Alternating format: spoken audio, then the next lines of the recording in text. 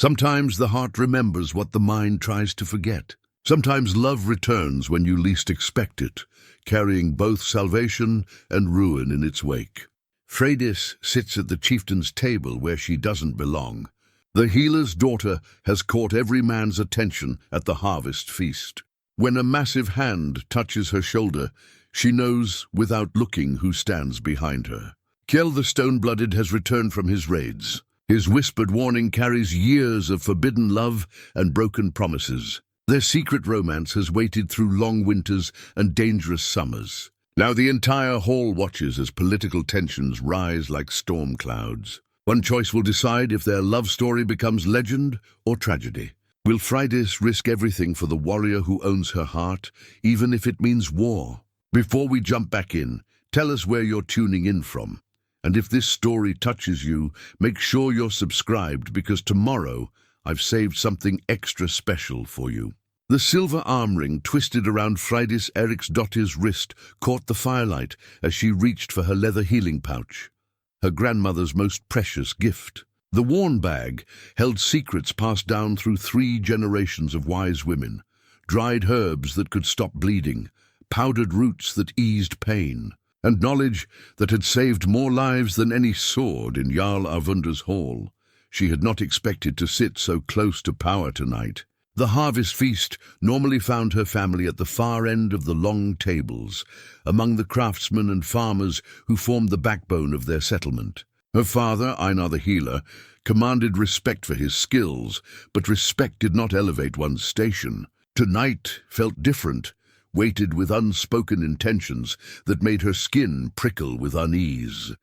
The great hall of Jarl Arvundar stretched before her like a living tapestry of Norse society. Carved pillars supported a roof blackened by decades of hearth smoke, their surfaces telling stories of gods and heroes in intricate knotwork. Shields bearing the marks of honored warriors lined the walls between hanging tapestries that depicted great victories and legendary hunts. The air thrummed with the low voices of men deep in their cups, punctuated by bursts of laughter and the occasional clash of drinking horns. At the high table, Jarl Arvundar presided over the feast with the casual authority of a man who had never questioned his right to rule. Silver threaded his auburn beard, and his pale eyes surveyed his domain with the calculating gaze of someone who saw opportunity in every conversation, alliance in every shared meal. To his right sat his nephew Eric, a man whose ambition burned as bright as the torches illuminating the hall. Eric Gunnarsson possessed the kind of golden handsomeness that made mothers push their daughters forward and fathers calculate dowries. His smile came easily, backed by white teeth and the confidence of someone born to expect the world's favor. He wore his wealth openly. Silver arm rings stacked thick on both wrists, a cloak pinned with an ornate brooch, and a sword whose pommel gleamed with garnets. Everything about him proclaimed his status as Jarl Arvundar's chosen heir, the golden nephew who would inherit both land and loyalty. Yet something in Eric's pale blue eyes reminded Freydis of winter ice, beautiful from a distance, treacherous underfoot. She had caught him watching her throughout the evening, his gaze lingering with an intensity that made her wish for her father's protective presence. Einar sat 2 seats away, engaged in conversation with the settlement's other healers. Unaware of the currents swirling around his daughter, Freydis understood her position in this carefully orchestrated evening. At 22, she remained unmarried by choice rather than circumstance. Her skills with herbs and healing made her valuable enough to attract suitors, but her sharp tongue and independent spirit had discouraged most. Her father indulged her reluctance to marry, perhaps because he had loved her mother deeply and understood that some hearts could not be bartered like grain or cattle. The feast celebrated another successful harvest, the 4th good year in succession that had filled their storehouses and strengthened their position among the surrounding settlements. Roasted meat sent savory smoke curling toward the rafters, while ale flowed like rivers after spring thaw. Women moved between the tables serving food and drink, their jewelry catching the light as they laughed with familiar ease. Children darted between the benches until their mothers called them to order, and the settlement's dogs waited hopefully beneath the tables for dropped morsels. But beneath the celebration lay currents of tension that Freydis felt like changes in weather. Whispered conversations died when she approached. Men glanced her way with speculation rather than simple appreciation. Her placement at the high table, ostensibly an honor, felt more like positioning for some purpose she did not yet understand. The memory of her grandmother's final words echoed in her mind as she fingered the healing pouch. "Watch for the signs, little one. The wise woman sees what others miss. Trust your instincts when men speak of honor but mean possession." The old woman had possessed an uncanny ability to read people's intentions, a skill Freydis had inherited along with the healing knowledge. Eric raised his drinking horn in her direction, his smile bright and purposeful. "To Freydis, Eirik's daughter, whose beauty graces our table and whose healing touch has saved half the men in this hall." The toast drew approving murmurs from nearby warriors. Men who bore scars she had tended, wounds she had cleaned and bound. Heat rose in her cheeks as she inclined her head politely, aware that every eye in the hall now focused on her. She understood the weight of such public attention, the way it could shift from honor to burden in a single breath. Eric's words carried implications beyond simple courtesy. They marked her as worthy of notice, valuable enough to claim. Her silver arm ring seemed to tighten around her wrist, a phantom sensation that reminded her of summers 3 years past, when another man's hands had placed it there. Kjell the Stone-Blooded had pressed the twisted silver into her palm during their last stolen meeting, his scarred fingers trembling with uncharacteristic uncertainty as he spoke of raids that would take him far from their fjord. "Keep this until I return," he had whispered against her hair, his voice rough with emotion he rarely showed. "Let it remind you that some promises transcend time and distance."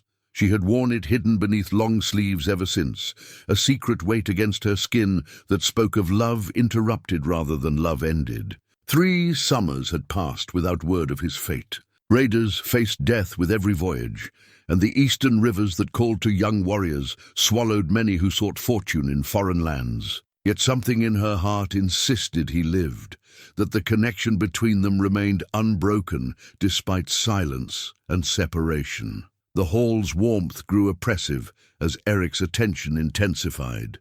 He leaned forward, his voice carrying the authority of someone accustomed to being heard. "Freydis, your father speaks often of your skill with difficult cases. Perhaps you would honor me with a private conversation about a matter of health that concerns me."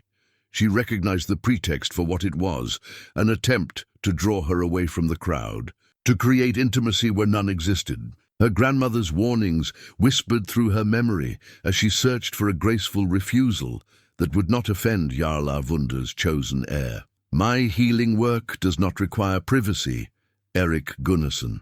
If you suffer some ailment, I'm happy to discuss remedies here among friends who care for your welfare." She kept her voice level and respectful while making her position clear.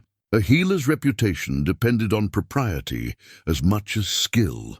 Eric's smile never wavered, but something shifted behind his eyes. "Of course. I meant no impropriety. Perhaps we might speak after the feast, with your father present to ensure all honor is observed." Before she could respond, a commotion near the hall's entrance drew every head around. The great doors had swung open to admit a group of travel-stained warriors, their mail shirts dark with moisture and their cloaks heavy with autumn rain. They moved with the fluid coordination of men who had fought together, their eyes scanning the hall with the wariness of soldiers returning from dangerous lands. At their head strode a figure that made Freydis's breath catch in her throat. Kjell Torsen had grown broader in the shoulders and darker in the face during his 3 years away, but she would have known his silhouette in deepest shadow. Sea serpent tattoos coiled around forearms, thick with new muscle, and fresh scars marked the visible skin of his neck and hands. His dark hair hung loose past his shoulders, bound back with leather thongs that kept it from his eyes.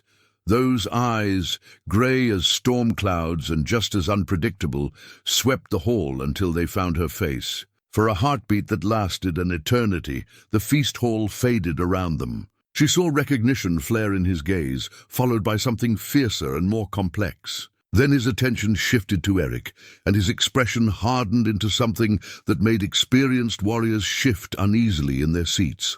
Jarl Arvunda rose from his chair, arms spread in welcome. Kjell Thorson returns. Stone-blooded warrior, your timing honors our feast. Come, take your place among the heroes and tell us of your adventures in the eastern lands. But Kjell's gaze had already returned to Freydis. Noting her position at the high table, her proximity to Eric, the way the younger man's hand rested possessively near her own. When he moved toward them, his warriors followed, like a storm front approaching shore. The silver arm ring burned against Freydis's wrist as if heated by forge fire. 3 years of wondering, of carefully buried hope, of nights spent staring at stars and wondering if the same sky covered his distant battles. Now he stood before her, transformed by experience and hardship. No longer the young warrior who had kissed her farewell beside the stream that marked the settlement's boundary. This was Kjell the Stone-Blooded, whose reputation had grown with each returning trader's tale. Stories spoke of his prowess in single combat, his tactical brilliance during siege warfare, his loyalty to the jarls who employed his sword. Mothers used his name to frighten disobedient children, and skalds composed verses about his exploits that traveled from hall to hall like wildfire.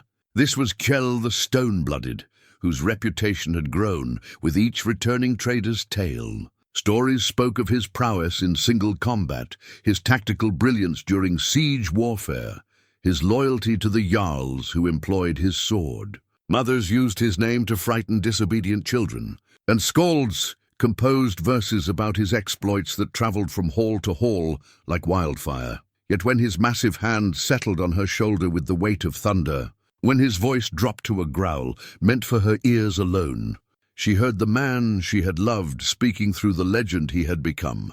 Don't look at him again. The words carried 3 years of separation.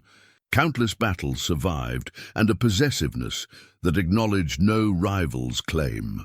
They carried the memory of promises made beneath summer stars and kisses stolen in moonlit groves. They carried the weight of a love that had waited through silence and uncertainty to reclaim what had always belonged to it. Around them, the feast continued with new energy as warriors welcomed their returned comrade, and ale flowed to celebrate unexpected reunion. But Freydis heard only the thunder of her own heartbeat and felt only the familiar strength of fingers that had once traced.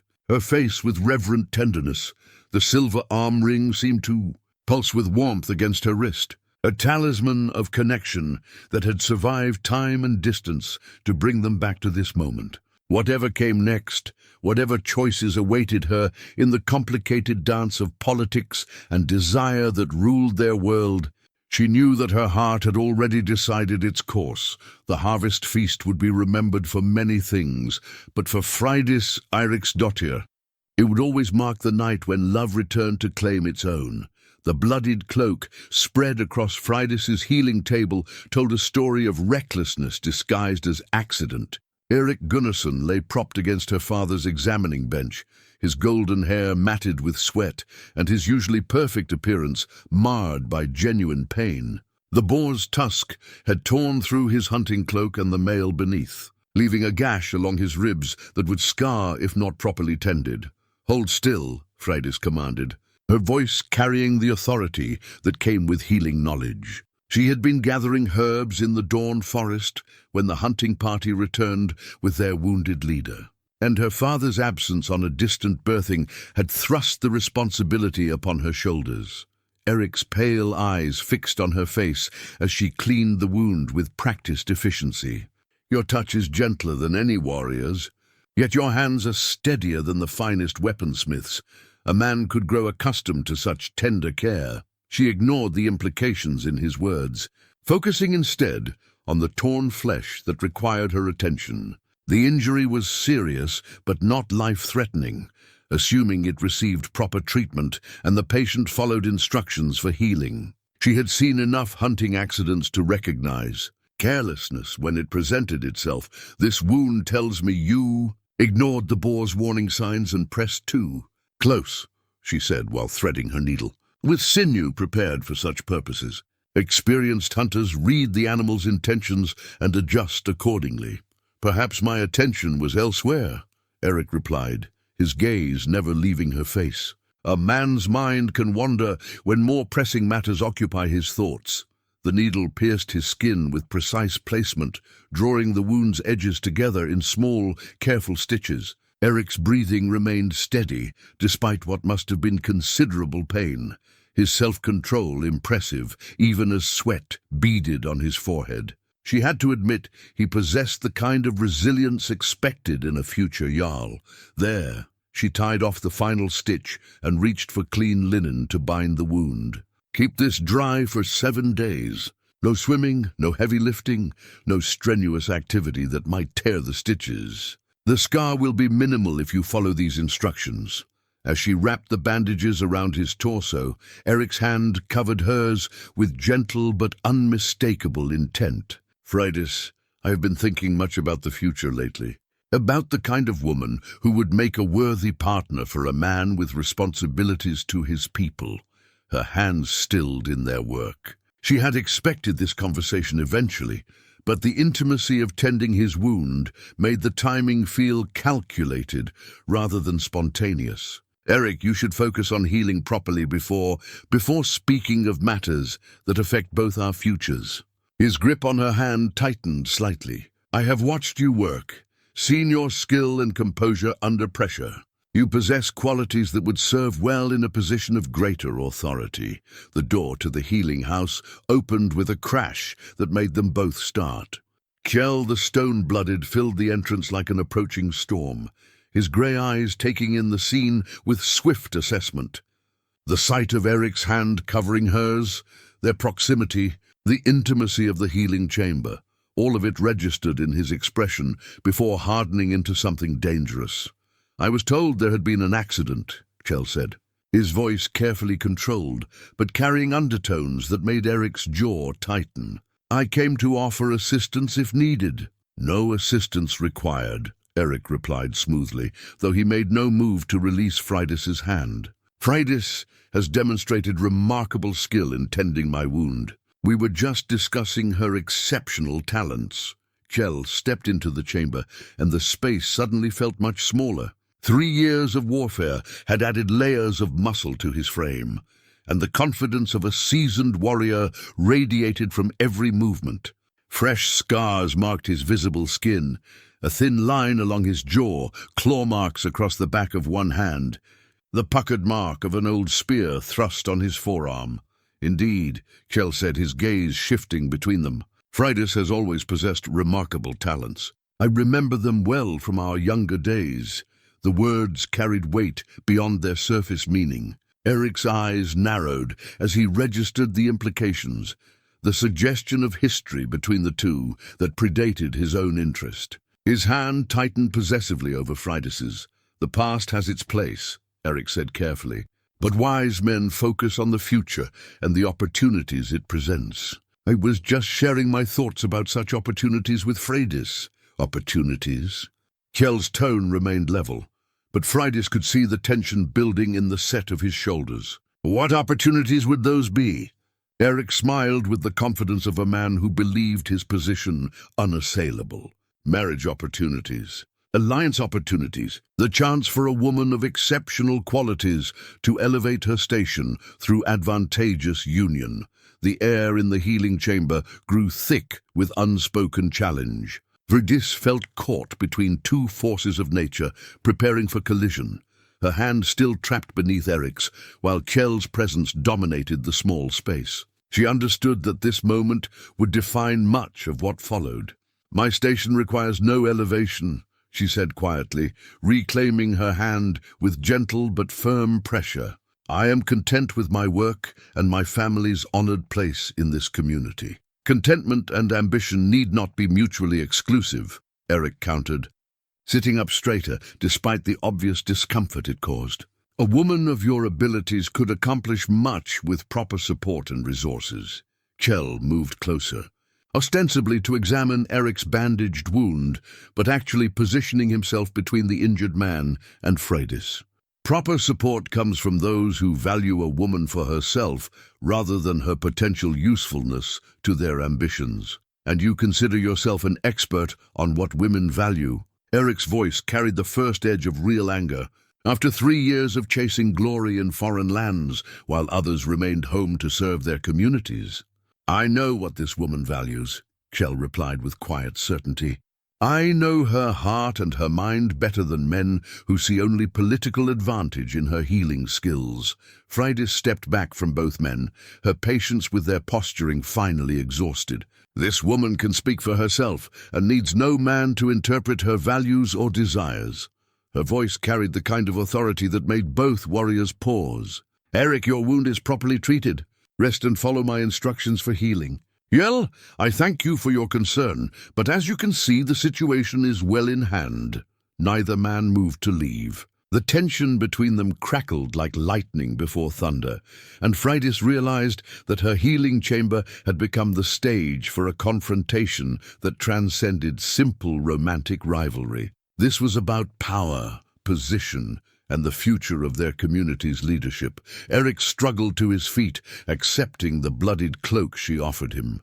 Freydis, I hope you will consider carefully the conversation we were having before the interruption. Some opportunities, once declined, do not present themselves again. The implied threat was delicately delivered but unmistakable. Eric's position as Jarl Avunda's heir gave weight to his words that could not be ignored. Refusing him meant more than declining a marriage. Proposal, it meant potentially opposing the will of their leader and the political structure that governed their lives. I understand. Perfectly, she replied, meeting his gaze directly. I will give your words the consideration they deserve. Eric nodded with satisfaction, apparently hearing agreement where Freydis had offered only acknowledgement. He moved toward the door, pausing beside Kjell, with the kind of smile that preceded formal challenges. Stone-blooded, he said conversationally. I trust your time in foreign lands taught you the wisdom of respecting established claims and avoiding conflicts that cannot be won. Kjell's response came in a voice like distant thunder. It taught me to recognize empty threats and distinguish between true strength and inherited privilege. Most importantly, it taught me that some things are worth fighting for regardless of the odds. After Eric left, silence filled the healing chamber like morning mist. Freydis busied herself, cleaning her instruments and organizing supplies, acutely aware of Kjell's presence, but uncertain how to bridge 3 years of separation and the complications his return had brought. The silver arm ring, he said finally. You kept it. She looked down at the twisted band around her wrist, no longer hidden beneath her sleeve. I gave my word, and I gave mine. He stepped closer, his voice dropping to the intimate tone she remembered from stolen moments long past. Some promises transcend time and distance, Freydis. Some bonds cannot be broken by separation or weakened by other men's ambitions. When she looked up into his grey eyes, she saw the young warrior who had kissed her farewell beside the boundary stream. But she also saw the hardened veteran who had survived 3 years of foreign wars, a man whose reputation preceded him like the shadow of a storm cloud. 3 years changes many things, she whispered. Not everything, he replied, reaching out to touch the silver arm ring with reverent fingers. Not the things that truly matter. Outside, the sounds of daily life continued, children playing, women working, men preparing for the day's tasks. But inside the healing chamber, 2 people stood at the crossroads of past promises and present realities, while the bloodied cloak in Freydis's hands served as a reminder that some wounds went deeper than torn flesh. The carved runestone felt warm in Freydis's palm as she traced its familiar symbols with her fingertip. Hidden beneath loose floorboards in her sleeping chamber, the small piece of soapstone bore markings that Kjell had cut with his own knife 4 summers past. The runes spelled protection and eternal bond in the old language. Words meant to guard her heart during his absence. She had taken to holding it during sleepless nights, drawing comfort from the connection it represented. Now with Kjell returned, and Eric's proposal weighing on her mind like storm clouds, the stone seemed to pulse with significance beyond its simple markings. A soft knock at her door interrupted her contemplation. "Freydis?" Her father's voice carried the careful tone he used when approaching difficult subjects.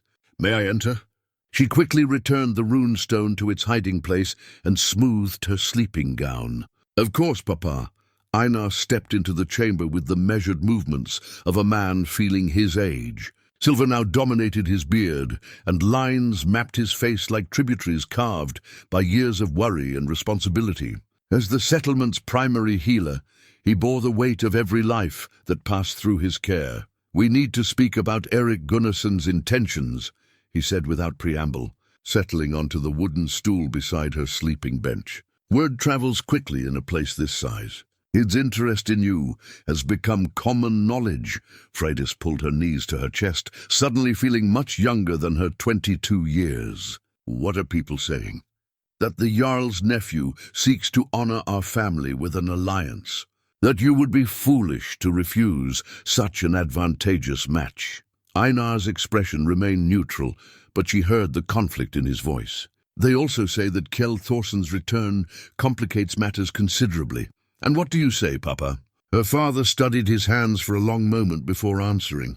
"I say that I have watched you bloom into a woman of remarkable strength and wisdom. I say that your mother would be proud of the healer you have become and the integrity you demonstrate daily." He looked up, meeting her eyes. "I also say that a father's duty includes protecting his daughter from choices that could bring harm to her or her family." The implication hung between them like morning mist. Eric's proposal carried the weight of political alliance, while rejecting it might bring consequences beyond simple disappointment. The Jarl's favor could elevate their family's position or, if withdrawn, diminish their standing within the community. "Kjell has requested permission to speak with you privately," Einar continued. "I told him such conversations require careful consideration of propriety and consequences, but you did not refuse him." "No, despite the complications his return has brought. I remember the young man who helped us during the fever winter 2 years before his departure. He risked his own health to gather medicinal supplies from distant settlements, asking nothing in return but the chance to serve those in need." Freydis remembered that winter, too, the way Kjell had appeared at their door with precious willow bark and honey when their supplies ran dangerously low. How he had sat vigil with dying patients while she and her father worked to save who they could. His actions had revealed character beneath the warrior's reputation. However, Einar added with gentle firmness, I also remember that he left without word for 3 years, pursuing glory and gold, while others remained to serve their community. Actions in youth do not guarantee character in maturity. A commotion in the settlement's central area drew their attention. Through her small window, Freydis could see people gathering around a group of travel-stained riders who had just arrived. Their horses bore the foam of hard traveling, and even from a distance she could sense urgency in their movements. "Messengers," Einar murmured, rising to look more closely. "From the western settlements by their dress. This cannot be good news arriving at such speed." They dressed quickly and joined the crowd, gathering around the messengers. One rider, a young man barely past boyhood, swayed in his saddle with exhaustion. Blood stained his cloak, and his horse showed signs of being ridden hard across difficult terrain. "Raiders from the northern fjords," he gasped to Jarl Arvunda, who had pushed through the crowd to hear the news firsthand. 3 settlements burned in the past moon. They demand tribute from those they spare, silver, grain, and sworn fealty to their war chief. The crowd murmured uneasily. Raiders were a constant threat during harvest season, when storehouses bulged with the year's wealth. But organized demands for tribute suggested something more dangerous than opportunistic attacks. "What of Ironhold Settlement?" asked Eric, appearing at his uncle's shoulder despite his recent injury. "They have the strongest defenses in the western reaches." "Ironhold burns," the messenger replied grimly. "Their walls meant nothing against siege engines and Greek fire. The survivors who escaped say the raiders possess weapons and tactics beyond simple piracy. Kjell had moved to the front of the crowd, his warrior's instincts clearly engaged by the tactical implications. "How many ships? What banners do they fly?" 30 dragon ships at least, maybe more. They fly the raven banner of Grimnar Bloodaxe. But others say a new war chief leads them now, someone with knowledge of fortress breaking and the coin to hire foreign siege masters. The name sent ripples of unease through the gathered people. Grimnar Bloodaxe had been a plague upon the northern waters for decades, but his death the previous winter had supposedly ended his threat. If someone had united his followers under new leadership, the implications were serious indeed. Jarl Avundra's face remained impassive, but Freydis caught the worried glance he exchanged with his war chiefs. Their settlement possessed good defensive positions and experienced fighters, but against organized siege warfare, even strong walls could become tombs. "Rest and recover your strength," the Jarl told the messenger. "We will send word to our allies and prepare for whatever may come."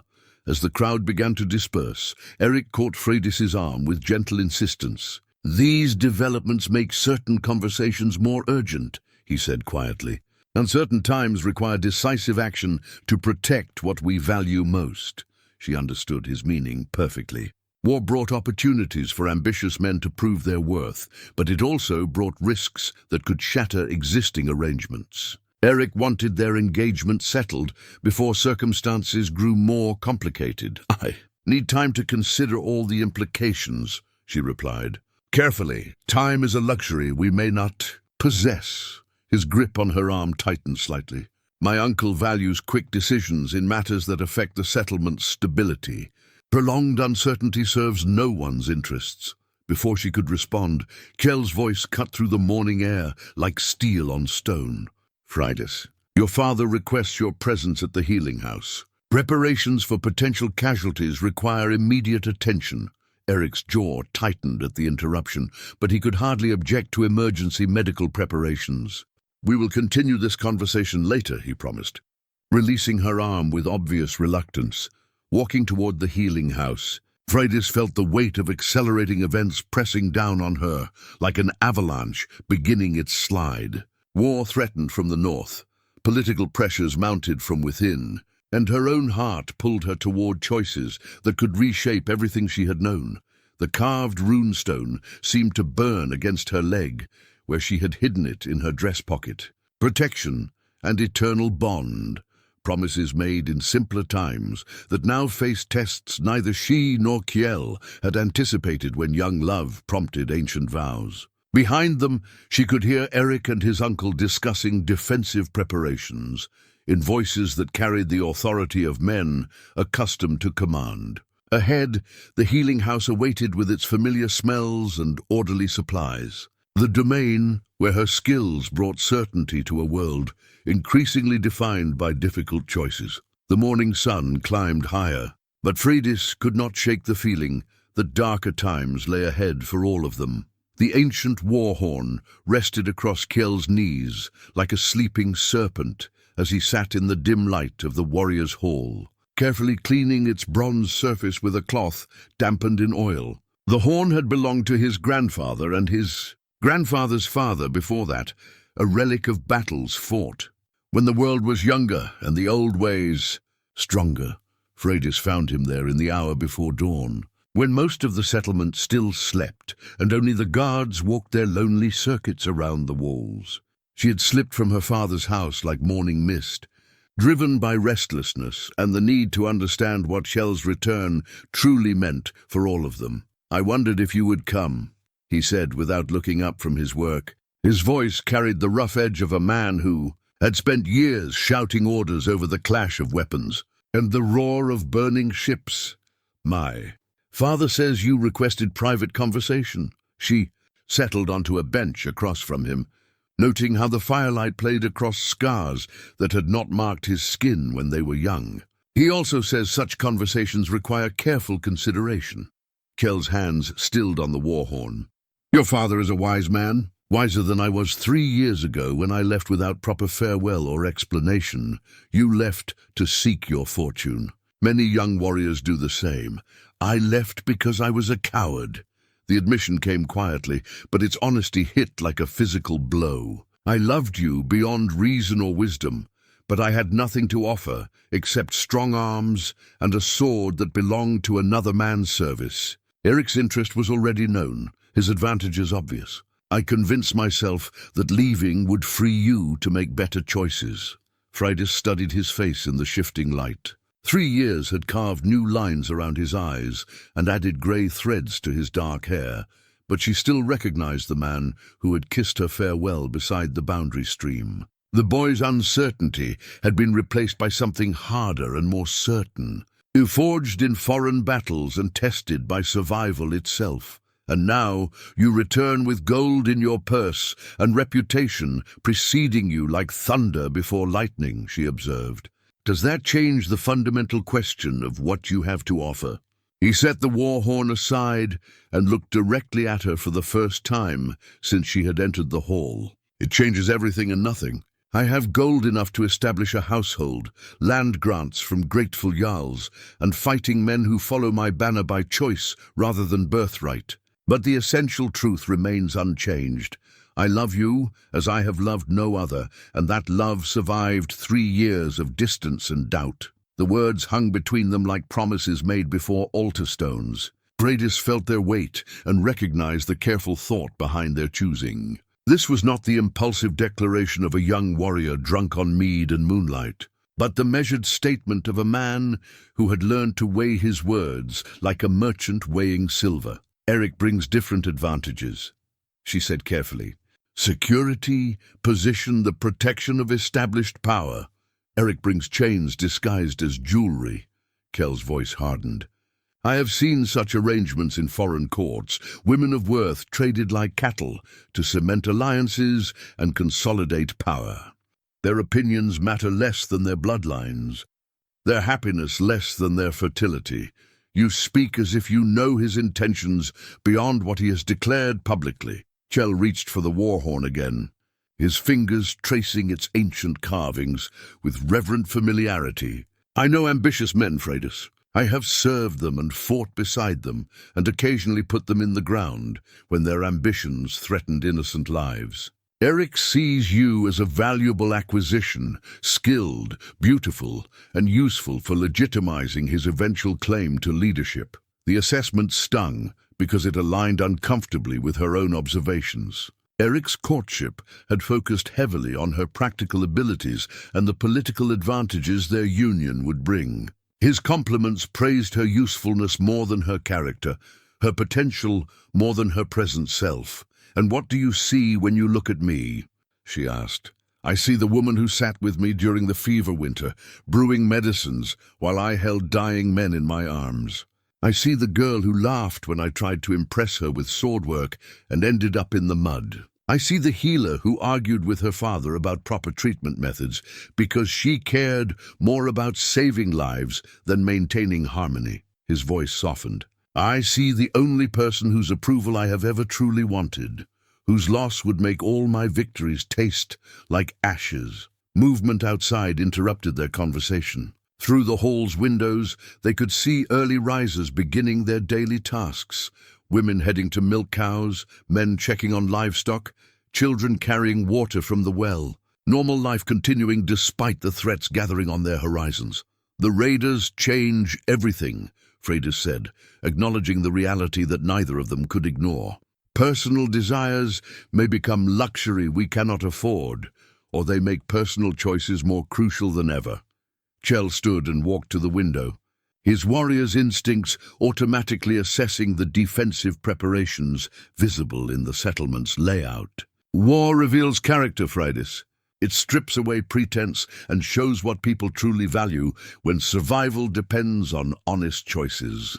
She joined him at the window, standing close enough to catch the familiar scent of leather and steel that clung to his clothing. "My father worries about consequences. Eric's proposal carries the weight of political alliance. Refusing him could bring difficulties for our family. Your father raised a daughter with spine enough to choose her own path." Kjell turned from the window to face her directly. Whatever consequences follow from honest choices, we will face them together. I did not survive 3 years of foreign wars to return home and watch you sacrifice to another man's ambitions." The war horn seemed to gleam with its own light where it rested on the bench, bronze polished to mirror brightness. Ancient symbols covered its surface, runes of protection, victory, and binding oaths that had summoned warriors to battle for generations beyond counting. If the raiders come in force— "That horn will sound again," Kjell said, following her gaze. "When it does, every choice we have delayed will require immediate decision. I would rather face that moment, knowing where your heart stands, than wondering if circumstances have forced you into arrangements that serve others' interests." Outside, the settlement continued its morning routines, but Freydis could sense the undercurrent of tension that ran through every activity. Men checked weapons more carefully, women glanced toward the walls with worry, and children stayed closer to their mothers than usual. The news of burning settlements and organized raiders had planted seeds of fear that would grow with each passing day. "I need time to speak with my father," she said finally. "Whatever choice I make will affect him as well as myself." Kjell nodded, understanding the responsibilities that bound families together. "Time is precious now, but take what you need. When you are ready to decide, you will find me here or on the walls, preparing for whatever comes." As she left the warriors' hall, Freydis carried with her the image of the ancient war horn and the memory of promises spoken in firelight. Behind her, she knew Kjell had returned to his preparations, tending weapons and gathering intelligence like a man who understood that war and love sometimes demanded the same kind of courage. The silver mirror had belonged to Freydis's mother, one of the few precious items that had survived the woman's early death and her husband's practical nature. Now it reflected a face that seemed older than its 22 years, marked by decisions that pressed against her like winter storms, seeking weaknesses in well-built walls. 3 days had passed since her conversation with Kjell in the warriors' hall. 3 days of mounting pressure from multiple directions that left her feeling like a deer caught between hunting parties. Eric's courtship had intensified with each passing hour, his gifts arriving at her father's door with increasing frequency and significance. This morning had brought a bolt of silk from distant Constantinople, fabric worth more than most families saw in a full year. The merchant who delivered it spoke of Eric's generosity and his clear intentions regarding the future, words carefully chosen to emphasize the political weight behind the gesture. "Such gifts require responses," her father had said quietly while examining the lustrous material. "In our society, accepting valuable presents implies acceptance of the giver's intentions." Now Freydis stared at her, reflection, and wondered when her life had become a negotiation, conducted through expensive tokens rather than honest conversation. The girl who had once gathered herbs with carefree laughter seemed like a stranger viewed through morning mist. A sharp knock interrupted her contemplation. "Freydis?" Eric's voice carried the confidence of a man accustomed to welcome. "I bring news that requires immediate discussion." She opened the door to find him flanked by 2 of his uncle's war chiefs, their presence adding formal weight to what might otherwise have been a social call. Eric himself appeared fully recovered from his hunting injury, his golden hair neatly braided and his clothing chosen to emphasize his status as heir to leadership. "The Council has reached decisions regarding our defense preparations," he announced without preamble. "Circumstances require that certain personal matters be resolved quickly to avoid complications that could affect our community's security." The implied ultimatum sent ice through her veins. "What circumstances?" "Intelligence suggests the raiders may arrive within days rather than weeks. Jarl Wunder needs to know that his war chiefs stand united, that personal loyalties align with community needs." Eric's pale eyes fixed on her face with uncomfortable intensity. "Your position in this settlement makes your choices matter to more than just yourself." One of the war chiefs, a grizzled veteran named Ulf Ironside, shifted uncomfortably at the naked political manipulation in Eric's words. "Perhaps private matters should remain private until after more urgent threats are resolved." Private matters become public when they affect leadership stability, Eric replied smoothly. The settlement needs to know that its future leaders possess the support of respected families. Uncertainty breeds weakness when strength is most required. Freydis felt the walls of expectation closing around her like a trap designed by patient hunters. Eric had maneuvered the conversation to make refusal seem like betrayal of community interests. Personal desire like selfish disregard for collective security.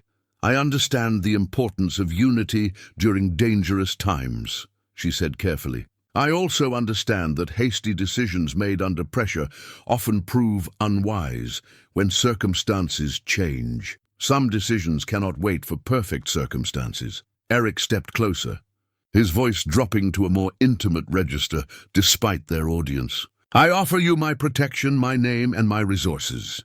In return, I ask for your trust and your commitment to our shared future. Before she could respond, commotion outside drew their attention. Shouts echoed from the direction of the settlement's main gate, voices carrying the kind of urgency that made experienced warriors reach instinctively for their weapons. Through her window, Freydis could see people running toward the gates where a lone rider had appeared. Even from a distance, she could tell the horse was near collapse, its rider swaying with exhaustion or injury. Another messenger, Ulf observed grimly, and by the speed of his arrival, not bearing good news. They joined the crowd gathering around the newest arrival. A woman whose travel-stained clothing and grim expression told stories of desperate flight from overwhelming danger. Blood matted her hair, and her hands shook with more than simple fatigue. Deepwater settlement burns, she gasped to Jarl Arvunder, who had pushed through the crowd to hear her report firsthand. The raiders came in the night with fireships and siege ladders. They took what they wanted and killed the rest. The crowd's murmur carried fear, like infection spreading through healthy tissue. Deepwater settlement lay only 2 days' ride to the north, close enough to make the threat feel immediate and personal. How many escaped? Asked Kjell, appearing at the Jarl's shoulder with the fluid movement of a man trained to respond quickly to crisis. 40, perhaps 50. Mostly women and children who fled when the fighting began. The messenger accepted a cup of water with grateful hands. The raiders asked questions about other settlements. Our numbers, our defenses, our leadership. They seek information as much as plunder. Jarl Arvunder's expression remained carefully neutral, but Freydis caught the worried glance he exchanged with his war chiefs. Organized raiders who gathered intelligence posed a far greater threat than simple pirates seeking easy wealth. Did they speak of their intentions regarding other settlements? Eric asked, his political instincts clearly engaged by the tactical implications. They spoke of tribute and submission. Those who bow to their new war chief may be spared. Those who resist will share Deepwater's fate. The messenger's voice carried the hollow tone of someone who had seen too much death in too short a time. As the crowd began to disperse, with urgent conversations about defensive preparations, Eric caught Freydis's arm with familiar insistence. These developments make delay impossible. We need stability and certainty before the raiders test our walls. She looked into his pale eyes and saw calculation where she had hoped to find genuine concern for her welfare. Even in crisis, Eric's primary focus remained on consolidating his own position rather than protecting those he claimed to value. Perhaps we should focus on more immediate concerns, she replied, gently but firmly removing her arm from his grasp. The defense of our community requires everyone's full attention. The defense of our community requires unified leadership, Eric countered. Personal uncertainties create vulnerabilities that enemies can exploit. Across the dispersing crowd, she caught sight of Kjell organizing groups of warriors for patrol duties and defensive preparations. His movements showed the confidence of a man who had faced similar threats and survived through skill rather than inherited authority. When their eyes met briefly across the distance, she saw concern for her safety rather than his own political advantages. The silver mirror in her chamber would show the same face when she returned to it. But the woman behind that reflection was changing with each passing hour. Crisis had a way of clarifying what truly mattered. Burning away pretense to reveal the essential character beneath, Eric wanted her answer.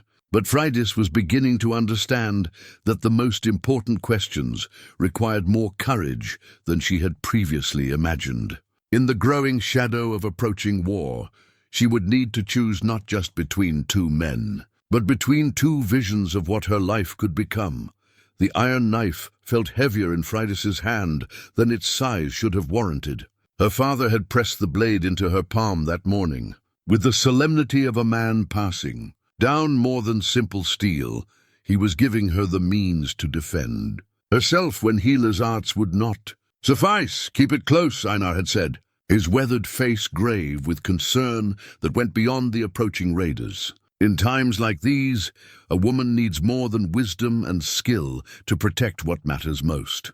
Now, as afternoon shadows lengthened across the settlement's central area, Freydis tested the knife's balance while watching the organized chaos of defensive preparations. Men hauled stones to reinforce weak sections of the wall. Women gathered supplies into easily defended storage areas, and children were quietly coached on hiding places that might keep them safe if the worst occurred. The blade's weight served as a constant reminder that passive acceptance was no longer sufficient. The approaching crisis demanded choices that would define not just her future, but her fundamental understanding of who she was and what she valued most. "The knife suits you," observed a familiar voice. Kjell approached from the direction of the walls, his clothing dusty from hours spent examining defensive positions and organizing patrol schedules. "Your father chose well. He worries that healing skills will not be enough if the raiders breach our defenses." She tested the knife's grip, finding it surprisingly comfortable despite her inexperience with weapons. Strange how crisis changes what seems necessary. Not strange, clarifying. Kjell settled beside her on the wooden bench where she had sought momentary refuge from the day's tensions. War strips away illusions and reveals what has always been true. Sometimes protecting what we love requires more than good intentions. Around them, the settlement continued its transformation from peaceful community to fortress under siege. The change was subtle but unmistakable. Conversations conducted in lower voices, eyes that constantly checked escape routes, hands that stayed closer to weapons. Even the children seemed to sense the shift, playing quieter games that kept them near their mothers. "Eric has been asking pointed questions about my loyalty to the settlement," Kjell continued, his tone carefully neutral. "He suggests that mercenaries who serve foreign masters may lack proper commitment to local interests." The political implications were clear. Eric was using the crisis to undermine Kjell's position, painting his 3 years of foreign service as evidence of divided loyalties rather than valuable experience. It was a clever strategy that could isolate Kjell even as his military skills became essential for defense. And how do you answer such questions? With actions rather than words. Kjell's grey eyes reflected the same determination she had seen in him years before, tempered now by experience and hardship. "I have spent today examining our defenses and organizing guard rotations. Let others judge where my loyalties lie, based on what I do rather than what others say about me." A commotion near the settlement's main hall drew their attention. Eric had emerged flanked by several war chiefs, his voice carrying the authority of someone delivering official pronouncements. The crowd gathering around him included most of the settlement's influential families, people whose support would be crucial during the coming crisis. "The council has made decisions regarding our defense strategy," Eric announced, his golden hair catching the afternoon light. "All able-bodied men will serve in designated roles under established leadership. Resources will be allocated according to proven loyalty and community standing." Freydis felt the political calculation behind the carefully chosen words. Eric was using the crisis to consolidate power, ensuring that authority flowed through channels he controlled while marginalizing potential rivals. The emphasis on proven loyalty and community standing was clearly aimed at Kjell and others who might challenge his leadership. What of those with military experience gained in foreign service? Called out Ulf Ironside, the grizzled war chief who had seemed uncomfortable with Eric's earlier political maneuvering. Surely such knowledge serves our common defense. Experience must be weighed against reliability, Eric replied smoothly. Men who have served distant masters may find their loyalties divided when local interests conflict with foreign obligations. The implication hung in the air like smoke from burning houses. Eric was systematically undermining Kjell's credibility, using fear of betrayal to isolate him from positions where his skills could prove decisive. Kjell rose from the bench with fluid grace, his movement drawing every eye in the gathering crowd. When he spoke, his voice carried across the settlement with the authority of a man who had commanded warriors in life-or-death situations. "I offer my sword and my experience to this community's defense," he said clearly. "Judge my loyalty by my actions, not by the fears of those who mistake political maneuvering for military leadership." The challenge was unmistakable, delivered with the kind of quiet confidence that made experienced warriors take notice. Eric's jaw tightened, but he could hardly refuse offered military service without appearing to prioritize personal animosity over community safety. "All offers of service will be considered according to their merit," Eric replied after a moment's pause. "The council will assign roles based on qualifications and community needs." As the crowd began to disperse, Freydis felt the weight of accelerating events pressing down on her like an avalanche beginning its slide. The raiders approached from the north, while political tensions within the settlement reached dangerous levels. Her own position had become central to conflicts she had not chosen but could no longer avoid. Eric approached with his usual confidence, but she noticed tension in his movements that suggested the confrontation with Kjell had unsettled his careful plans. "Freydis, these developments make private conversation essential. We cannot allow personal uncertainties to complicate our community's defense." "I agree completely." She rose from the bench with the iron knife still in her hand, its weight providing unexpected confidence. "Which is why I believe all personal matters should be set aside until after more urgent threats are resolved." Eric's pale eyes narrowed at her diplomatic deflection. "Some matters become more urgent precisely because of external threats. A woman needs protection during dangerous times, and delay in securing such protection serves no one's interests." "Protection comes in many forms," she replied, testing the knife's balance again. "Sometimes the most reliable protection comes from our own strength and the allies we choose for their character rather than their circumstances." The words carried implications that Eric clearly understood.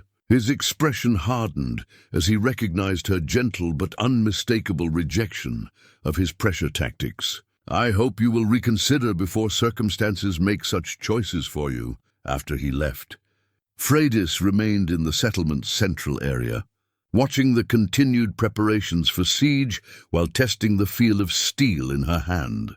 The iron knife was more than her father's gift.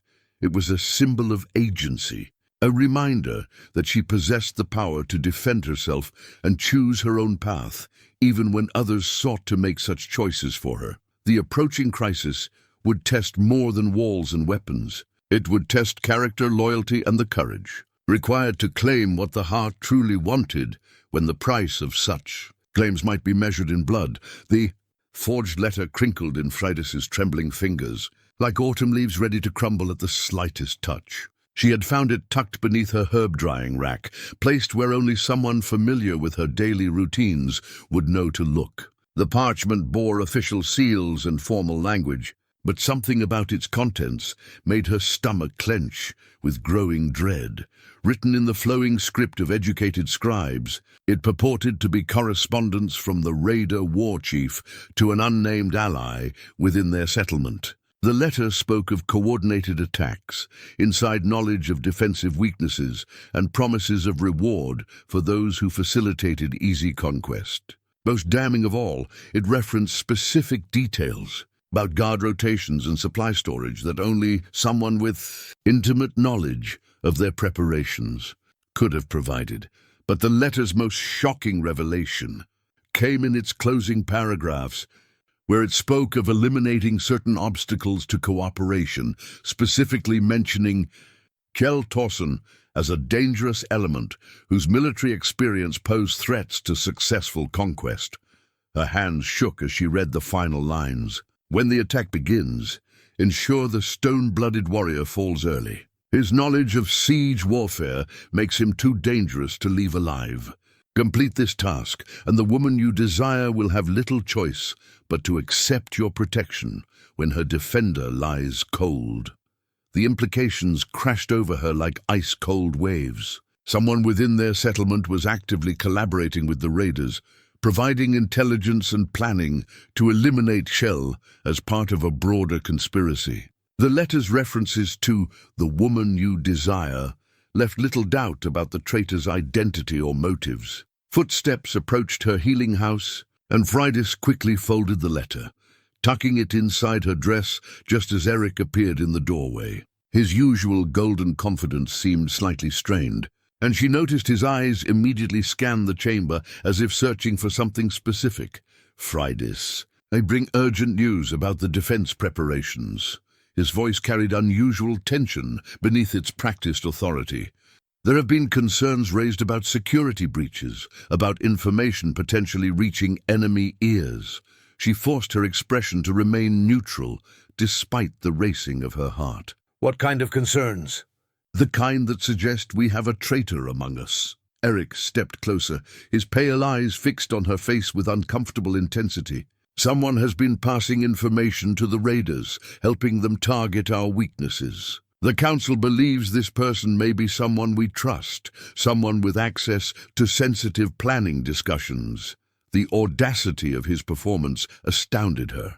Here he stood, speaking of treachery and betrayal, while the evidence of his own guilt pressed against her ribs like a burning coal. She wondered how long he had been planning this deception, how many of his recent actions had been calculated moves in a larger game. "That is deeply troubling," she managed to say. "Who does the Council suspect?"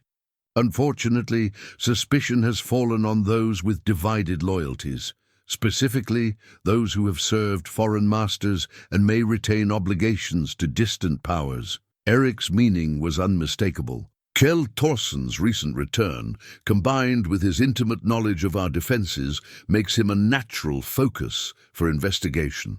The cruel brilliance of the strategy became clear. Eric was using the forged letter to frame Kjell for his own treachery, turning the approaching crisis into an opportunity to eliminate his rival and claim Freydis simultaneously. When the raiders attacked with inside knowledge of their defenses, Kjell would be blamed for the betrayal that Eric himself had orchestrated. Surely, evidence would be required before making such serious accusations, she said. "Carefully, evidence has a way of appearing when one knows where to look." Eric's smile carried undertones that made her skin crawl. "Documents can be discovered, witnesses can come forward, and patterns of behavior can be interpreted in ways that support necessary conclusions." The threat was barely veiled. Eric possessed the power to manufacture evidence and manipulate perceptions, using his position and influence to destroy anyone who stood in his way. Kjell's foreign service, which should have been an asset, would be twisted into proof of treachery. Of course, such unpleasant matters could be avoided if certain personal arrangements were settled quickly, Eric continued, moving closer until she could smell the expensive oils in his hair. A man's loyalties become unquestionable when he gains proper motivation to protect what he values most. Her hand found the iron knife hidden in her dress, its weight providing unexpected courage. "You speak as if personal arrangements could somehow affect larger questions of loyalty and betrayal. Everything is connected in a community this size. Personal alliances become political realities, and political realities determine who prospers and who falls." Eric's voice dropped to an intimate whisper. "I offer you protection from the chaos that approaches, Freydis. Accept my proposal, and you will never need to fear what evidence might surface or what accusations might be made. The choice he presented was clear. Become his willing accomplice through marriage, or watch him destroy the man she loved through manufactured treason charges. It was a trap designed by someone who understood power and its applications, someone who had studied her weaknesses and designed the perfect leverage to exploit them. "I need time to consider all the implications," she said, falling back on diplomatic language while her mind raced through possible responses. Time is a luxury we no longer possess. Eric's hand touched her cheek with possessive familiarity. "The raiders may attack within days, and questions of loyalty must be resolved before they test our walls. I cannot protect those who remain uncommitted when survival depends on absolute trust." After he left, Freydis sat in the healing house's familiar quiet, surrounded by the herbs and instruments that had defined her life, but feeling as if she occupied a stranger's body. The forged letter burned against her skin like a brand, its existence transforming everything she thought she understood about recent events. Eric's hunting accident suddenly took on new significance. Had it been genuine, or a calculated move to create intimacy and obligation? His gifts and public courtship, his emphasis on quick decisions and political advantages, his systematic undermining of Kjell's position, all of it revealed itself as part of a larger design that used approaching crisis as cover for personal ambition. The most chilling realization was the sophistication of his planning. Eric had not simply decided to betray his community for personal gain. He had crafted an elaborate scheme that would eliminate his rival, claim his desired bride, and position himself as the heroic leader who saved them from external threat and internal treachery. The raiders were not just enemies to be defeated. They were tools in a political game designed to reshape the settlement's power structure. But the letter's existence also provided opportunity. Eric had made a mistake in documenting his treachery, probably thinking the evidence would never be discovered or that its discovery would come too late to matter. Now she possessed proof of his betrayal, knowledge that could expose his scheme if she found the courage to use it. The iron knife felt heavier in her hand as she contemplated the choices before her. Revealing Eric's treachery would save Kjell from false accusations, but it would also make her a target for someone who had already demonstrated his willingness to orchestrate mass slaughter for personal advantage. The letter proved Eric's guilt, but using that proof would require her to step into the center of a conflict that could reshape their world. Outside, the settlement continued its defensive preparations, unaware that their greatest threat came not from the north, but from within their own leadership. The approaching raiders were real and dangerous, but they were also unwitting pawns in a game where the stakes included not just territory and treasure, but the fundamental question of what kind of community would emerge from the coming crisis. Freydis folded the letter carefully and slipped it back inside her dress. Tomorrow would bring new pressures and probably new evidence of Eric's manipulation. But tonight she needed to decide whether she possessed the courage to stand against a man who held both the power to destroy those she loved and the influence to make such destruction appear justified. The forged letter was more than evidence of betrayal. It was a test of character that would determine whether she remained a passive victim of others' schemes or became an active agent in defending the truth. The battle shield lay across Kjell's workbench like a fallen warrior awaiting resurrection. Its wooden surface bore fresh coats of paint in the deep blues and serpentine greens of his ancestral clan, the sea serpent design coiling across the leather-reinforced planks with hypnotic grace. Each scale had been painted with meticulous care, each fang rendered sharp enough to cut the unwary eye. Freydis watched him work by torchlight in the weaponsmith's shed, his scarred hands moving with the same precision she had observed when he cleaned wounds or braided rope. The shield represented more than protection. It was a declaration of identity, a public claiming of heritage that he had carried across foreign battlefields and brought home to defend what mattered most. "The serpent remembers," he murmured, adding highlight strokes to the creature's eyes. "Old symbols carry power when wielded by those who understand their meaning." She stepped closer, the forged letter heavy against her ribs like a stone pressing against her heart. 2 days had passed since her discovery of Eric's treachery. 2 days of careful observation and growing certainty that the conspiracy reached deeper than a single man's ambition. Eric had allies among the settlement's leadership, men who shared his vision of consolidating power through manufactured crisis. "Kjell, I must tell you something that will sound like madness, but carries truth more dangerous than enemy arrows." Her voice barely rose above a whisper, but he heard the urgency beneath her words and set down his brush. "Speak freely. After 3 years of foreign courts and battlefield politics, little surprises me anymore." She pulled the letter from her dress with trembling fingers, its parchment now worn soft from secret readings. "I found this hidden in my healing house. Read it carefully, and remember that some enemies strike from within rather than without." Kjell's expression darkened as he scanned the document, his grey eyes moving across the lines with increasing intensity. She watched understanding dawn on his face, like sunrise revealing a landscape of devastation. When he finished reading, he set the letter down with the careful control of a man restraining dangerous impulses. "How long have you carried this knowledge?" "Since the day before yesterday. I needed time to confirm what it suggested through observation." She wrapped her arms around herself, suddenly cold despite the workshop's warmth. "Eric has been positioning himself perfectly, undermining your credibility while presenting himself as the settlement's salvation. The raiders are real, but they are also unwitting tools in his larger design." Kjell studied the letter again, his warrior's mind clearly analyzing its implications for the approaching conflict. "This explains the intelligence leaks, the precise timing of the attacks on other settlements. Eric has been feeding information to the raiders, helping them coordinate their assault for maximum psychological impact. It explains more than that." Freydis pointed to specific passages in the letter. "He plans to have you killed during the first assault, eliminated as a dangerous obstacle, while chaos provides cover for murder disguised as battle casualty. With you gone and the community desperate for strong leadership, his path to absolute power becomes clear."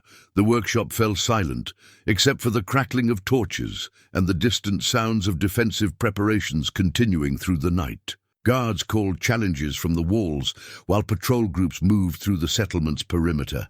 Everyone focused on threats from the north, while the real danger walked among them wearing familiar faces. "We could take this to Jarl Arvander," Kjell said finally. "Present the evidence and demand investigation. Eric is his nephew and chosen heir. Without additional proof, our accusations would sound like desperate attempts to discredit established authority." Freydis had considered every option during her sleepless nights. "We need more than a single document that could be dismissed as forgery, designed to frame an innocent man. Then we gather more evidence. Watch his movements. Document his contacts, build a case that cannot be dismissed. We do not have time." She pointed toward the window, where the first pale hints of dawn touched the eastern sky. "The scouts report raider ships on the northern horizon. They will be here by tomorrow night, and Eric's plan requires your death during the initial assault." Kjell's hand moved instinctively to his sword hilt, the gesture of a man whose survival had always depended on direct action rather than political maneuvering. "Then we end this tonight. Confront him directly and force the truth into the open, and if he denies, everything. If he claims the letter was planted to frame him." Freydis had spent hours considering every possible approach. "His allies will support his version of events, and our accusations will be dismissed as the desperate lies of a foreign mercenary and his accomplice." The complexity of their situation pressed down on them like stones piled on a burial mound. Eric had crafted his conspiracy with careful attention to credibility and political support, building layers of protection that would shield him from casual accusations. Direct confrontation would only trigger defensive measures that might eliminate them before the truth could emerge. There is another way, Freydis said quietly. One that requires more courage than swinging swords, but offers better chances of success. Kjell set aside his painting supplies and gave her his full attention. Tell me. We let him make his move, but we prepare for it. When he attempts to have you killed during the battle, we ensure his treachery becomes visible to everyone present. Public exposure during crisis would destroy his credibility more effectively than any private accusations. You suggest using myself as bait in a trap that could easily become my grave. I suggest turning his own strategy against him. She moved closer, drawing strength from his familiar presence. Eric believes he controls all the variables, that you will die as planned, and the community will turn to him for salvation. But if his attempt to murder you fails publicly, if the settlement sees his true nature revealed during their moment of greatest need, his power crumbles instantly.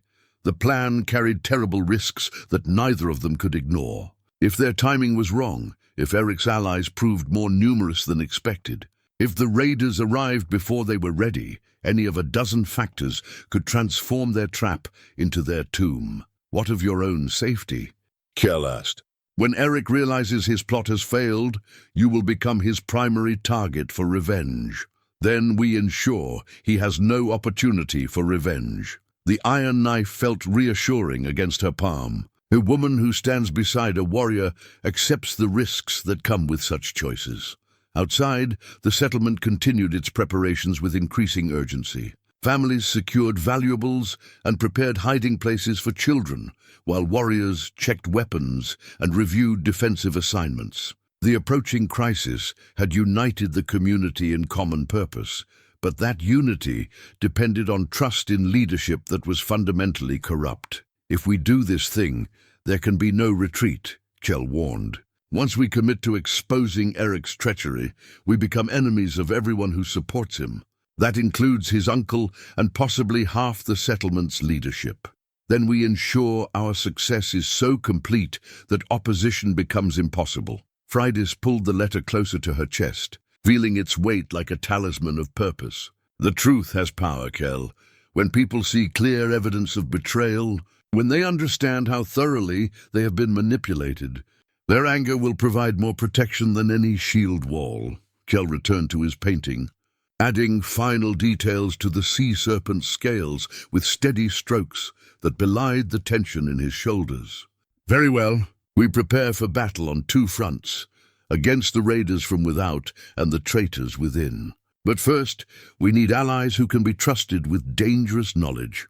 Ulf Ironside suspects something is wrong. I've seen doubt in his eyes when Eric speaks, questions he does not voice, but clearly thinks. Freydis had been cataloguing potential supporters during her observations. There are others among the war chiefs who value honor above political advantage. Good.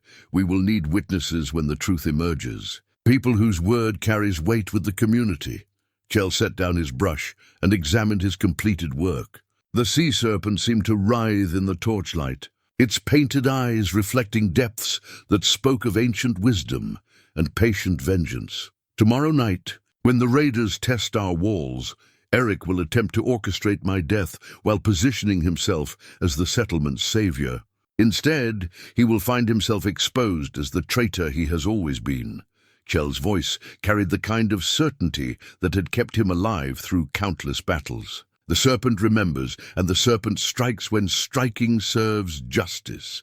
As dawn approached, with its promise of final preparations and approaching crisis, Freydis felt the weight of destiny settling around them like morning mist. The choices made in the next day would determine not just their personal fates, but the fundamental character of their community and the kind of leaders it would follow into an uncertain future. The forged letter had revealed the depth of corruption that threatened them, but it had also provided the knowledge necessary to fight back. Tomorrow would test whether truth and courage could triumph over deception and manufactured authority, whether love could survive when its price was measured in blood and betrayal. The battle shield lay ready, its serpent eyes watching with painted patience. Soon, those eyes would see whether ancient symbols retained their power to protect the worthy and destroy those who perverted honor for personal gain. The signal fire blazed against the night sky like a star fallen to earth, its flames reaching toward heaven with desperate urgency. From her position on the settlement's highest watchtower, Freydis could see answering fires beginning to bloom across the distant hills, beacons lit by allied settlements responding to their call for aid. But help would come too late. The raider ships had appeared on the northern horizon as the sun touched the western mountains, 30 dragon-headed vessels black against the dying light. Now they approached the settlement's harbor with the inexorable patience of death itself, their oars cutting water that reflected firelight like spilled blood.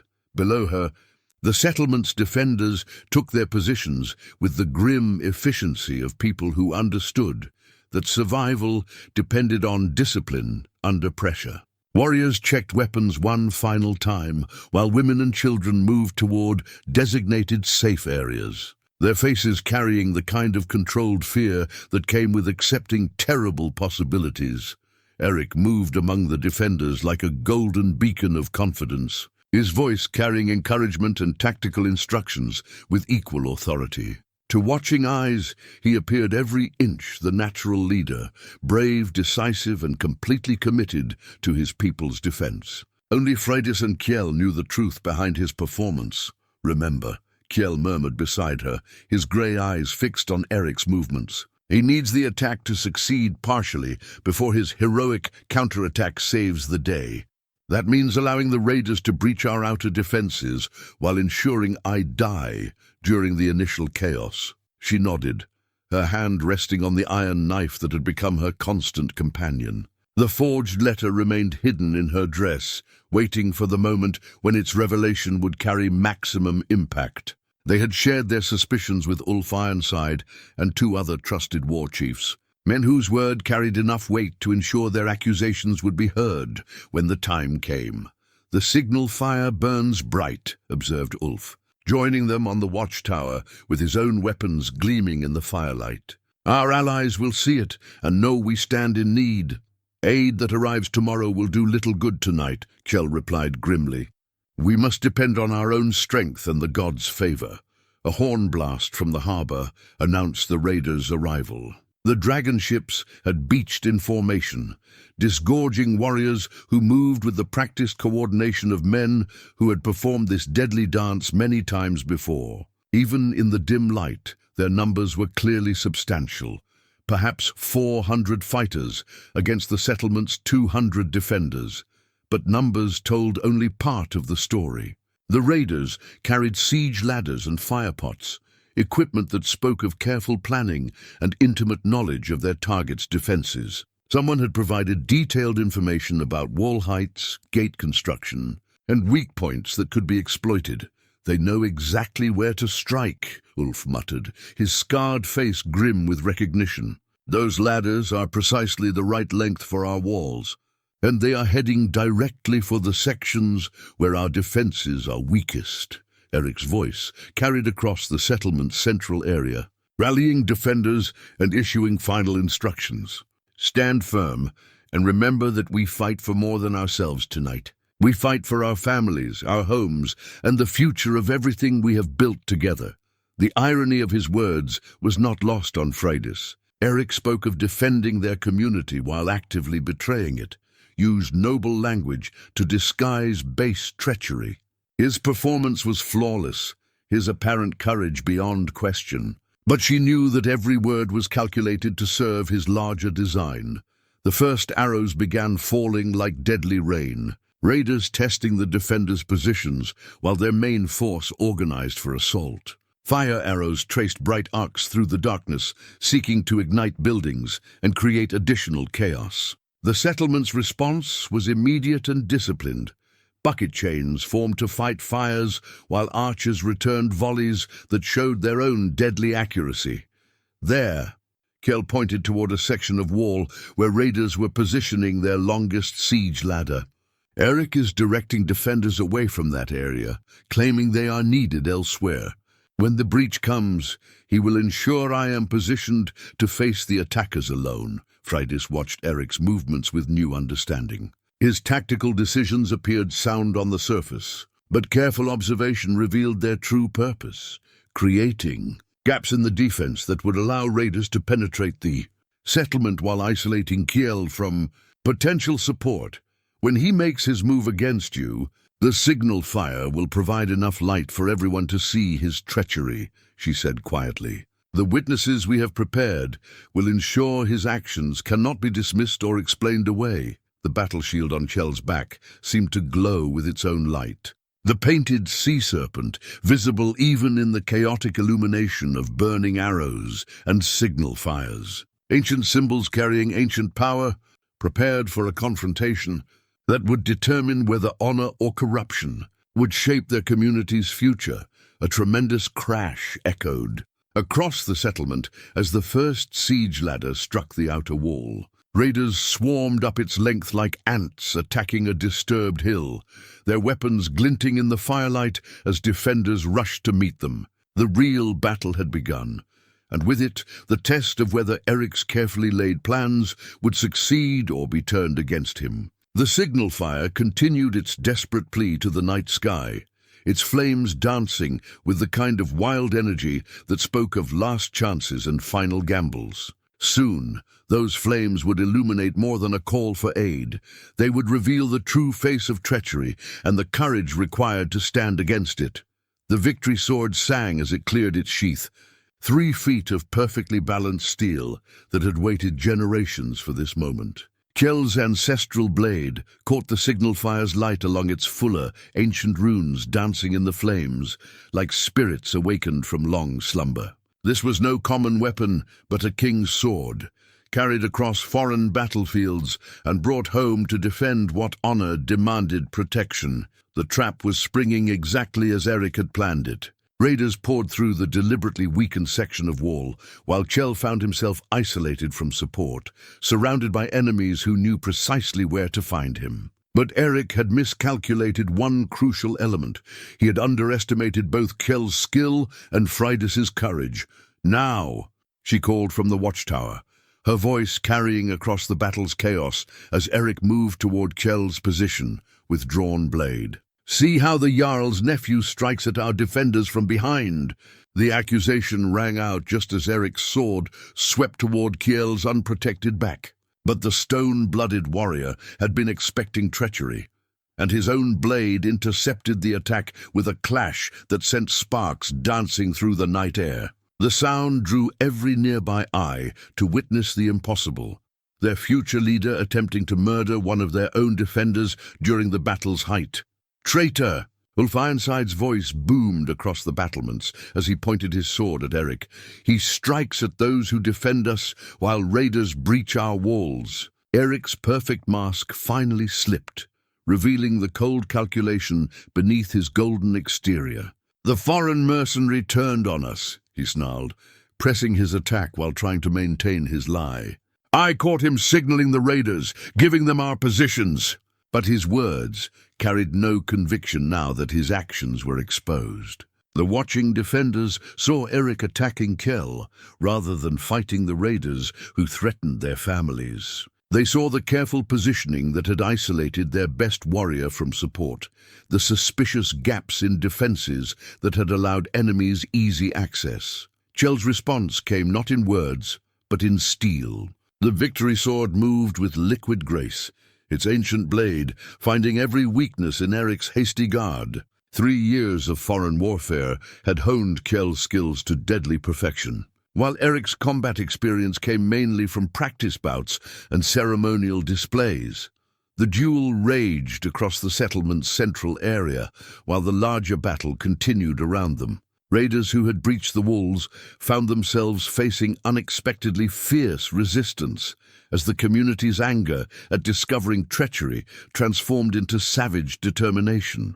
Defenders who might have faltered against overwhelming odds now fought with the fury of people defending their homes against enemies both foreign and domestic. Freydis descended from the watchtower with the iron knife gleaming in her hand. moving through the chaos toward the spot where her testimony would be needed. The forged letter pressed against her ribs like a brand, ready to provide final proof of the conspiracy that had endangered them all.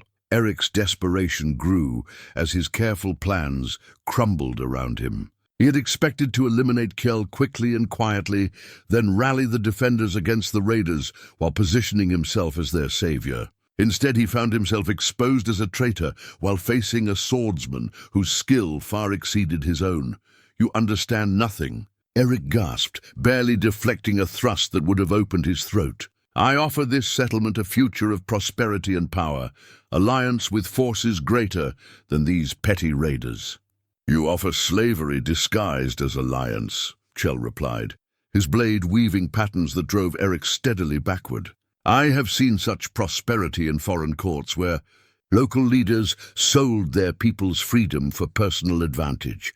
The truth of Eric's broader conspiracy became clear, as his defensive lies revealed more than he intended. This was not simply about eliminating a romantic rival, it was about transforming their settlement into a vassal state ruled by puppet leaders who served distant masters' interests. Around them, the tide of battle was turning. With Eric's treachery exposed and their unity restored, the defenders fought with renewed vigor that caught the raiders off guard. The signal fire continued to blaze, but now it illuminated triumph rather than desperate struggle. Eric's final gambit came as his swordwork faltered under Kjell's relentless pressure. He lunged desperately toward Freydis, perhaps hoping to use her as a shield or final bargaining piece. But the iron knife met his charge with precision that spoke of careful preparation and absolute resolve. The blade found its mark between his ribs, sliding home with the whisper of justice finally served. Eric's pale eyes widened, with shock and disbelief as he realized that the woman he had tried to claim through manipulation and treachery had become the instrument of his destruction. "Some prices are too high to pay," Freydis said quietly as Eric collapsed beside the signal fire's dancing light. "Some men mistake fear for respect and possession for love." The victory sword returned to its sheath as Kjell surveyed the battlefield, where raiders now retreated toward their ships.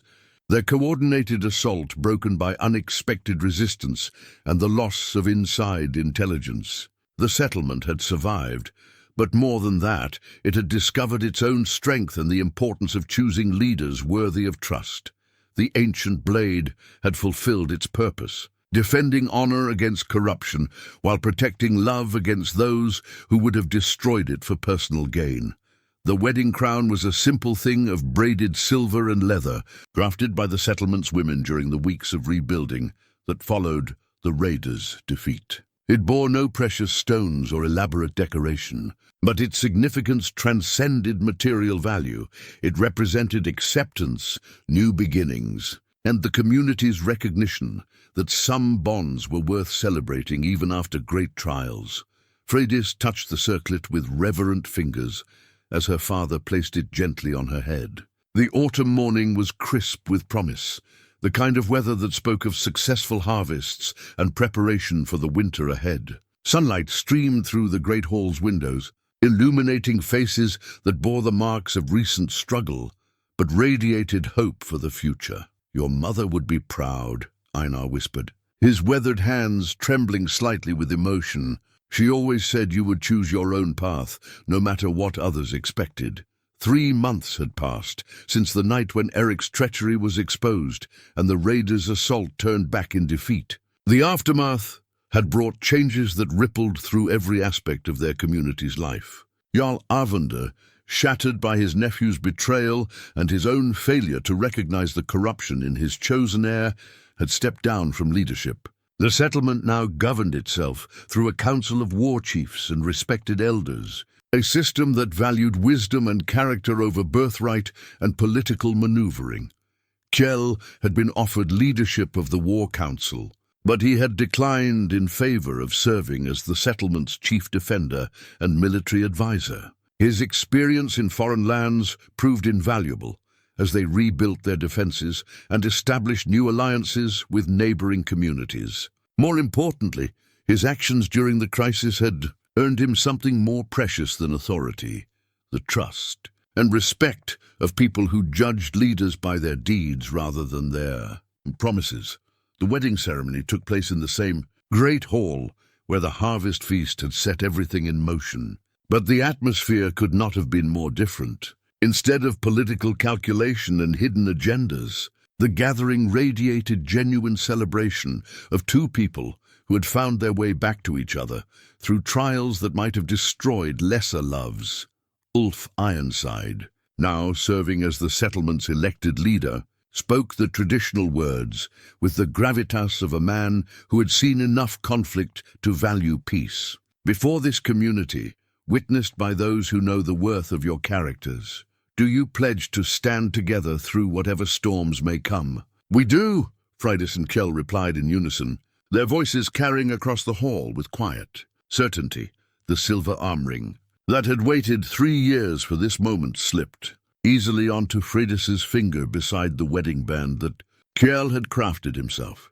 The twisted metal caught the morning light, transforming from a symbol of separation into a promise of eternal connection. What had begun as a token of hope during dark times had become the foundation of vows spoken in celebration. After the ceremony, as the feast began with traditional foods and carefully hoarded ale, Freydis found herself reflecting on the journey that had brought them to this moment. The healing pouch still hung at her side, a reminder of her calling and the skills that had shaped her identity. But now it represented something more: the wisdom to recognize true from false, healing from harm, love from mere possession. The forged letter that had revealed Eric's treachery had been burned in the signal fire during a ceremony that marked the community's commitment to transparency and honest leadership. Its ashes had nourished the soil where new crops would grow, transforming deception into fertility for future harvests. Do you ever wonder what would have happened if Eric's plan had succeeded? Kjell asked quietly as they stood together watching the celebration continue around them. I try not to dwell on paths not taken, Freydis replied, her hand finding his with the natural ease of long familiarity. But I know that communities built on lies and fear eventually collapse under their own corruption. We would have survived his leadership, but we would not have thrived. The rebuilt settlement bore testament to the wisdom of choosing cooperation over domination. New defensive walls incorporated lessons learned from the raiders' assault, but they also included gates that opened more readily to welcome allies and traders. The community had grown stronger through adversity, but it had not grown harder or less generous in its dealings with others. Children played between the feast tables with the carefree laughter of young ones who had learned that adults could be trusted to protect what mattered most. Their games included new stories of heroes and villains, tales that would pass into local legend and teach future generations about the importance of recognizing true character beneath surface appearances. As evening approached and the celebration continued with music and dancing, Freydis and Kjell slipped away to walk the settlement's perimeter, a habit they had developed during the rebuilding weeks when they had worked side by side to strengthen defenses and heal the wounds left by betrayal. The signal fire tower stood dark against the twilight sky, its beacon no longer needed for desperate calls for aid. But the structure remained as a monument to the night when their community had discovered its own strength and the courage to stand against corruption in all its forms. The crown suits you, Kjell observed, his voice warm with the contentment of a man who had found his proper place in the world. It suits us, she corrected, turning to face him as the first stars appeared in the darkening sky. Leadership is not something one person claims, but something two people share when they understand their responsibilities to each other and their community. The wedding crown caught starlight like captured dreams, simple in its construction but infinite in its significance. It represented more than the union of two hearts. It symbolized the triumph of truth over deception, courage over fear, and love over the kind of ambition that would sacrifice anything for personal advantage. Behind them, The settlement's lights began to twinkle like earthbound stars, each window representing a family, secure in the knowledge that their leaders valued their welfare above personal gain. The future stretched ahead with its inevitable challenges and uncertainties, but they would face whatever came with the strength that came from choosing love over convenience and honor over expedience. The harvest feast had promised many things, but in the end it had delivered the most important promise of all, that some bonds transcend time and circumstance, growing stronger rather than weaker when tested by adversity.